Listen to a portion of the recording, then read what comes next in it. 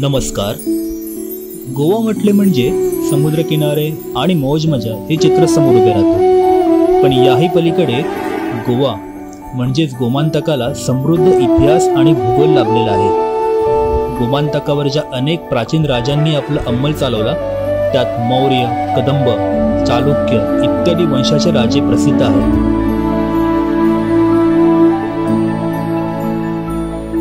सप्तकोटेश्वर मंदिर, नार्वे येथील श्री सप्तकोटेश्वर. प्राचीन काळात सप्तकोटेश्वराचे फार महत्त्व होते. संगमेश्वर क्षेत्र महात्म्यामध्ये कोकणातील 6 श्रेष्ठ महादेवाच्या स्थानांमध्ये नार्वाचे सप्तकोटेश्वर देवालय आहे.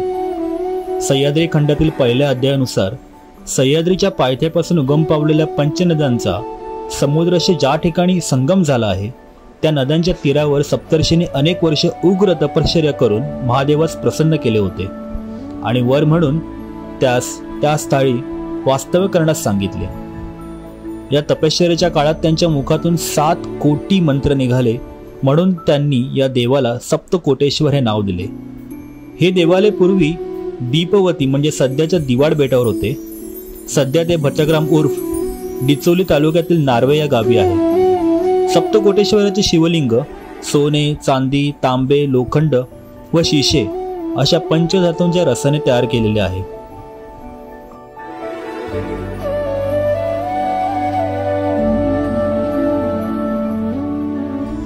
पूर्वी गोमांतकावर मौर्य, कदंब, चालुक्य इत्यादी राजवंशांनी राज्य केले.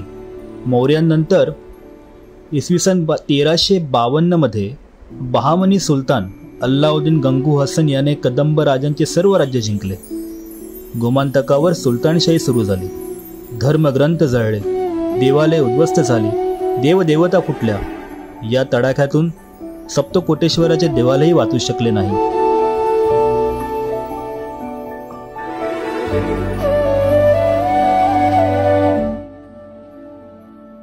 लिंग होतं ते उकडून काढलं. त्याच्यानंतर तर विजयदुर्गाचे तर राजे हरिहरन याने केलं आणि हरिहरन राजाने हे जे लिंग जे टाकलं होतं त्याची पुनर्स्थापना केली त्या ठिकाणी. त्यानंतर कित्येक वर्ष गेली आणि पोर्तुगीज आले. पोर्तुगीजांनी ते केलं जे लिंग होतं ते उकडून काढलं आणि जे मंदिर होतं ते पाडून तिकडे ते चर्च बनवली. अजूनही आहेत. तर ते लिंग असं ते शेतात टाकलं होतं विहिरीच्या कठड्यावर आणि कित्येक वर्ष ते तिकडेच होतं. एके रात्री एक तर नारायणराव तर सध्यासही त्यांच्या तर स्वप्नात आले सप्तकोटेश्वर आणि सांगितलं की मला इकडून न्या म्हणून. पण आणणार तर कसं पोर्तुगीजांचं तर सक्त हे होतं आणि ओल्ड गोवा हे हेडक्वार्टर होतं तर पोर्तुगीजांचं तिकडे तर जवळपासच होतं. मग त्याने काय केलं की तर रात्रीचा बेत केला आणि तर रात्रीचा चोरून आणलं. ते आणलं आणि डिचोलीपासून 7 किलोमीटर अंतरावर एका मंदिरात लपवून ठेवलं. 3 वर्ष मंदिरात लपवून ठेवलं. नंतर ते इकडे आणलं. आता या ठिकाणी त्याची स्थापना केली होती याच्यात हे ठिकाणी. आणि इकडे भगवती देवीची स्थापना केली होती. भगवती म्हणजे श्री महादेवाची बायको.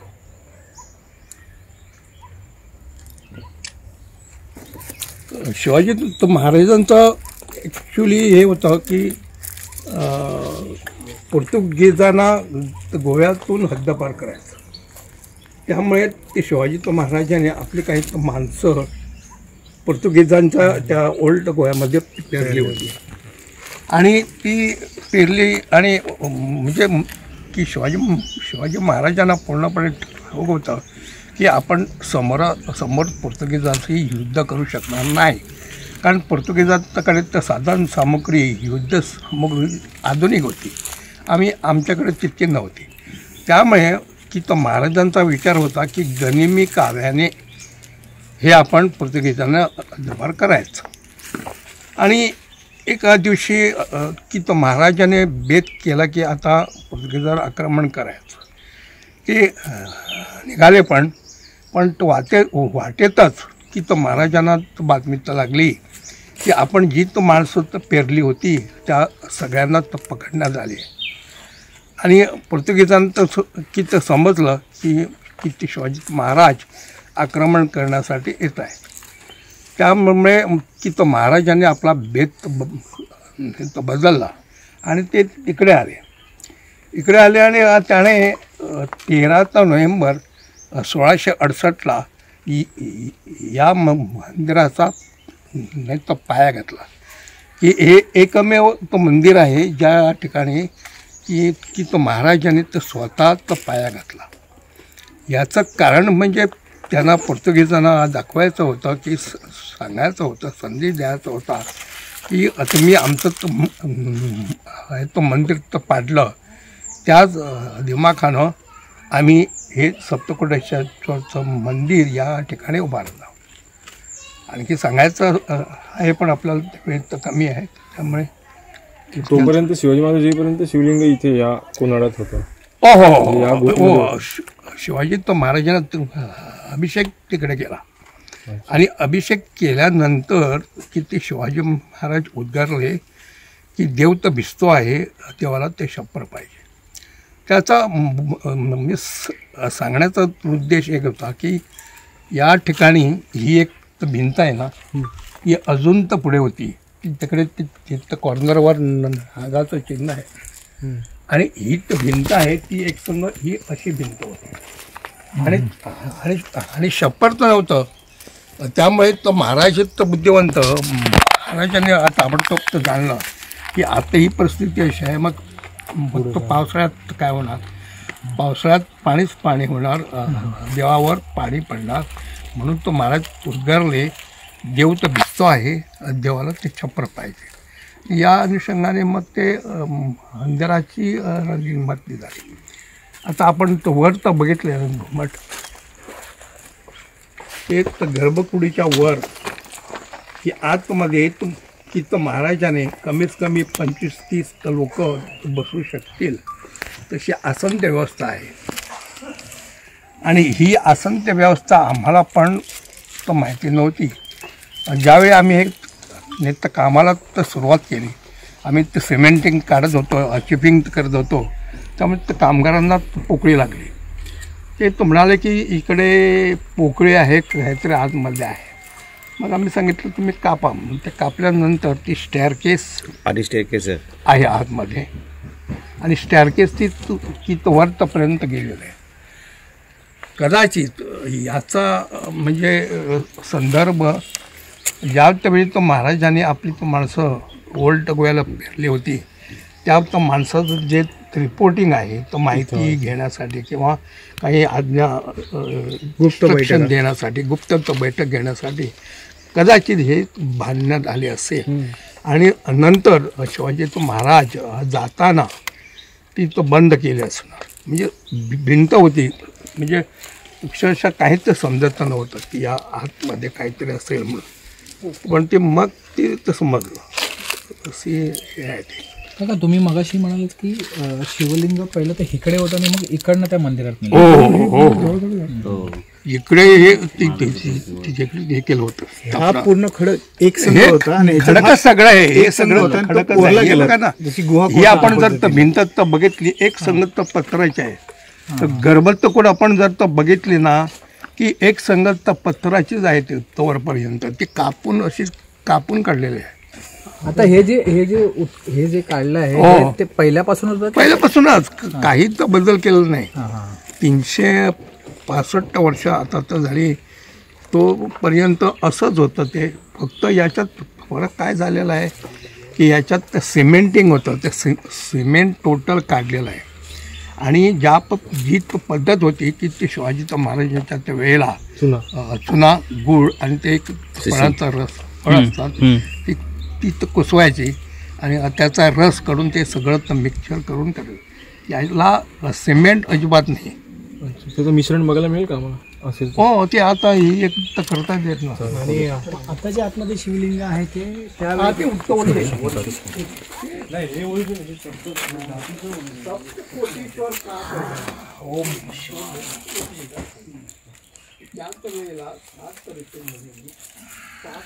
या ठिकाणी महाराजांचे स्पर्श झालेला आहे या जागेवर. 7 धातू याचा सगळ्याचा अर्थ सप्तकोटी ईश्वर असं आहे त्याला. दर्शनाची वेळ काय? देवालय बांधणे हा देखील पोर्तुगीजांविरुद्ध ठरवलेल्या गनिमी काव्यातला एक भाग होता. देवालयाचे बांधकाम सुरू असताना महाराज स्वतः या सैन्यासह नार्व्यात छावणी टोकून राहणार होते. सप्तकोटेश्वर देवालयाचे बांधकाम ठरल्याप्रमाणे सुरू होते. शके 1590 कार्तिक वद्य पंचमी शुक्रवार दिनांक 13 नोव्हेंबर 1668 या दिवशी सुमुहूर्तावर महाराजांनी श्रींच्या देवालयाच्या बांधणीला सुरुवात केली. या शुभकार्यासंबंधीचा शिलालेख मंदिरामध्ये आपण पाहू शकतो.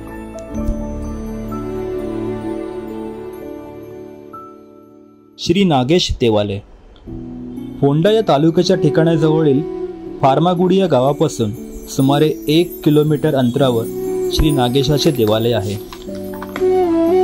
मंदिराच्या समोरच एक 15व्या शतकातला शिलालेख आपण पाहू शकतो.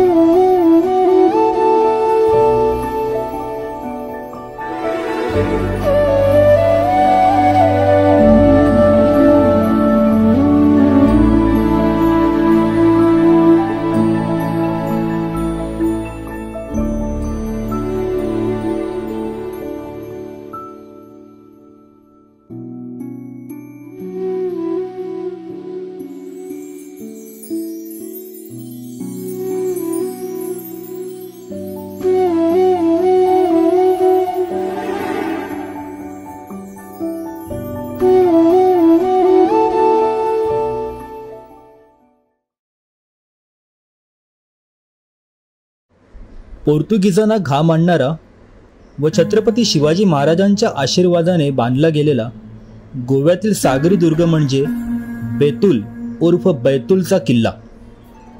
1679 मध्ये दक्षिण गोव्याच्या केपे तालुक्यात साळ नदीच्या तीरावर बेतूल येथे शिवाजी महाराजांच्या आज्ञेने त्यांच्या बाळीच्या हवालदाराने हा किल्ला बांधला.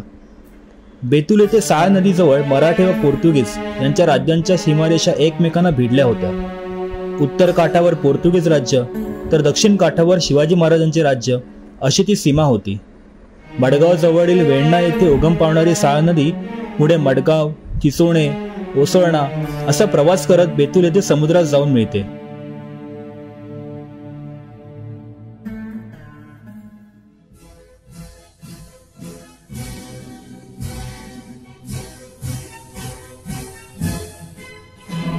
कुबेदरामा उर्फ खोलगड काणकोण तालुक्यातील चौरी किंवा काणकोण रेल्वे स्टेशनच्या वायव्येला काबदारामा हा किल्ला आहे. काबदारामा या पोर्तुगीज शब्दाचा अर्थ रामाचे भूशीर. या किल्ल्याला जमिनीच्या बाजूने खंदक आहे, पण सध्या खंदकाच्या मुख्य दरवाजासमोरील भाग बुजवून त्यावर छोटा पूल बांधण्यात आलेला आहे.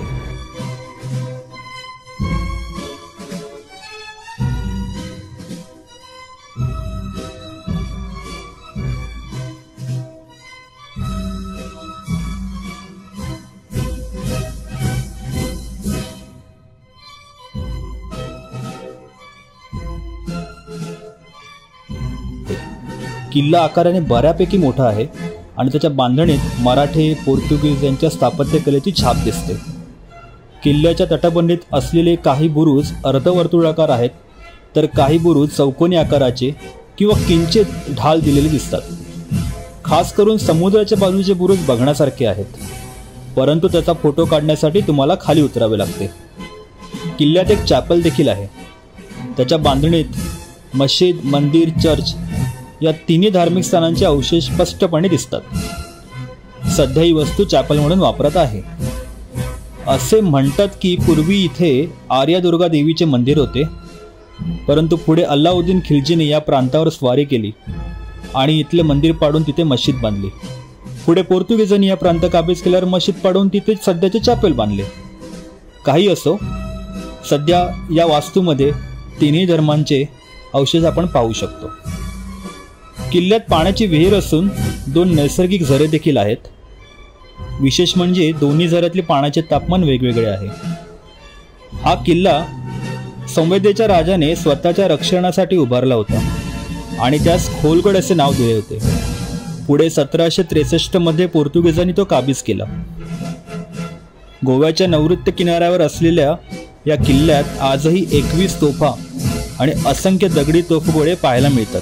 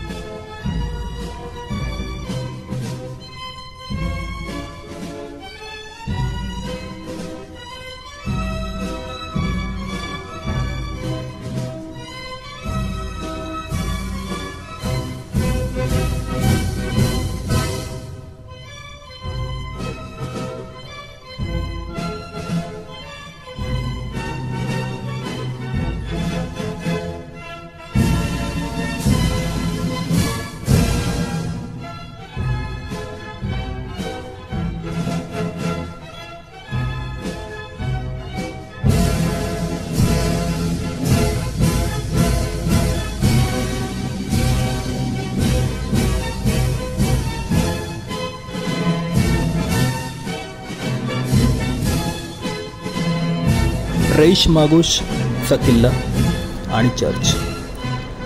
पणजीकडून म्हापशाकडे जाताना बेतीमच्या अलीकडे किंवा मुख्य रस्त्याच्या पुलाखालून रईस मागूश वेरे गावाकडे जाणाऱ्या रस्त्याने सरळ गेल्यावर पहिल्यांदा आपल्याला रईस मागूशचे चर्च लागते आणि त्याच्या जवळच एका टेकडीवरती हा किल्ला बांधलेला आहे. त्याचे नावही तेच आहे. पणजी शहराच्या वायव्येला सुमारे 5 किलोमीटर अंतरावर आणि म्हापसा शहराच्या दक्षिणेला जवळपास 10 किलोमीटर अंतरावर हा किल्ला आहे. मांडवी नदीच्या डाव्या तीरावर गास्पर दियाश आणि उजव्या तीरावर रईस मागूश असे किल्ले बांधून पोर्तुगीजांनी मांडवी नदीच्या मुखाकडून कोणी शत्रू जर गोव्यावर चालून येत असेल तर त्याचा बंदोबस्त अशा प्रकारे केला होता. वेरे गावाच्या दक्षिणेला असलेल्या टोकावर हा किल्ला व्हॉइसरॉयने 1551 ते 1554 या काळामध्ये बांधून काढला.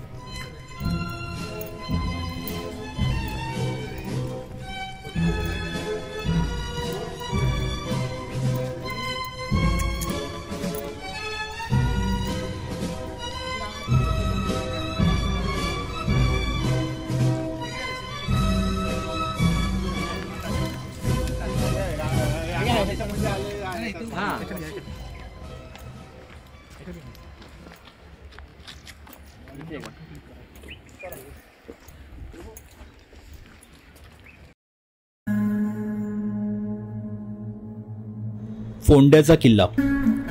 फोंडा शहराभोवती कोट असल्याचे उल्लेख इतिहासाच्या अनेक साधनांमधून येतात, पण सध्या मात्र या कोटाच्या तटबंदीचा एकही अवशेष सापडत नाही. पूर्वी फोंडा शहराला व्यापारी महत्त्व प्राप्त झाले होते आणि त्या प्रांताचा कारभार देखील फोंड्यातूनच चालायचा. त्यामुळे व्यापारी, बाजारपेठ आणि मुलकी कारभाराचे मुख्य ठाणे या नात्याने फोंडा शहराच्या संरक्षणार्थ कोट असणे हे अत्यंत स्वाभाविक होते. त्यामुळे फोंडा शहर म्हणजे तटबंदीयुक्त शहर आणि त्यात किल्ला असे संरक्षित व्यापारी केंद्र बनले. सध्या जिथे फिरत आहोत ते फोंडा शहरातील नव्याने बांधून काढलेले महाराजांचे स्मारक असलेले ठिकाण आहे. तिथे जरूर व्हिजिट द्यावी.